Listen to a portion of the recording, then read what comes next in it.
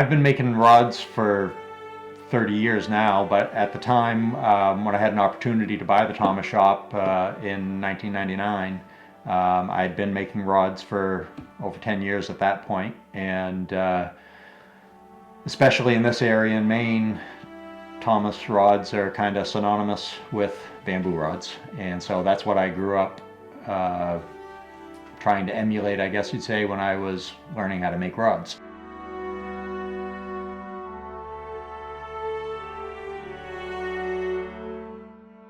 You kind of have to start all the way back before Thomas, really.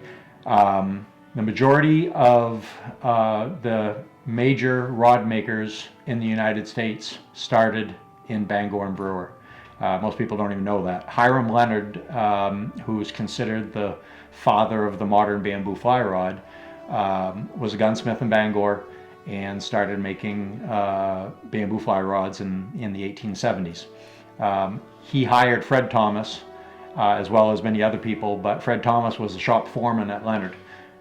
Leonard ended up moving to Central Valley, New York in the late 1880s, and Fred Thomas stayed with them for a few years, ended up coming back home to Brewer, which is where he was from, and started out the Thomas shop right here in Brewer, just a mile down the street here, not even a mile from where we're sitting right now.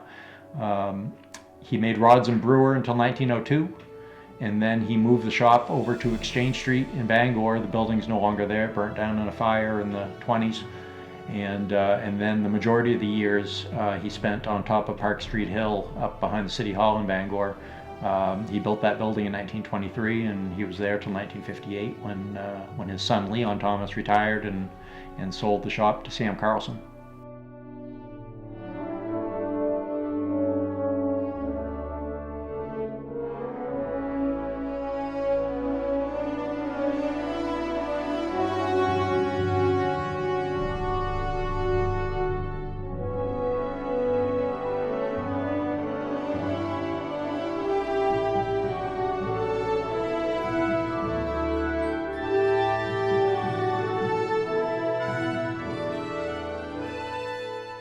When bamboo started being introduced, bamboo is a very, very strong, it's a grass actually, but it has the tensile strength of mild steel, even though it's a natural product.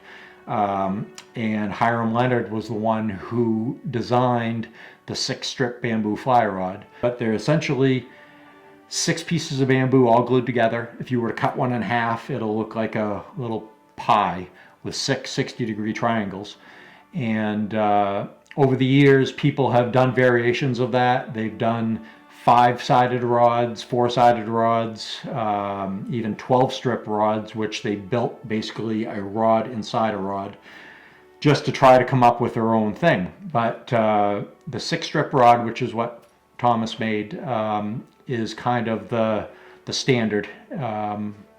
More people made them that way than any other. But Hiram Leonard was the one who perfected that, and everybody that came after him, not necessarily just the ones who worked for him, most of them followed in his footsteps in making the rod the same way.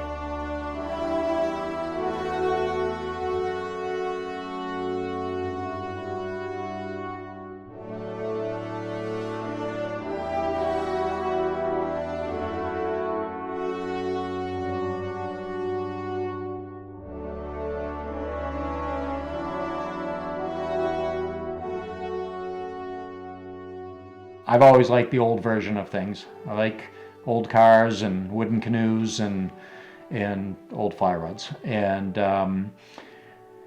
people ask me all the time, are they better than a graphite rod? And nope, they're not. They're both designed to catch fish, and they both will, and they do it a little differently. They definitely have a different feel to them.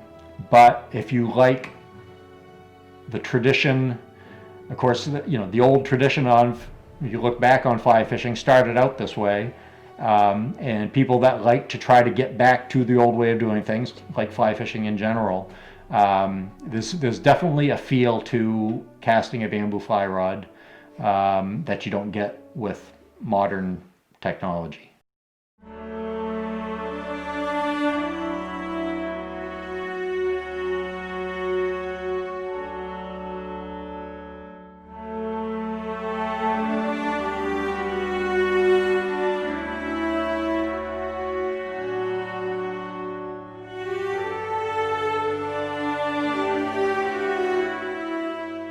was making rods for 10 years before I bought the Thomas shop, and I would make rods either just kind of developing my own tapers or making rods using tapers from different rod makers that I knew made good rods. But when I bought the Thomas shop, what I wanted to do was not sell reproduction rods, but to try to reopen the shop and continue as if they had never closed. So everything that I do, I try to do with as much accuracy as I can to make the same rod they were making in 1958 when they closed the shop. I use very much the same glues, same silks, same varnish, the same the materials. Of course, a lot of the materials I'm using are the original materials with the bamboo, but I use those same tapers. A finished rod looks very much like the same rods in the aesthetics of them, the signature wraps and things like that. So that's what I'm trying to do. I want people to pick this rod up and go, and see it and say, oh, it's a Thomas. That's cool. Yeah. That is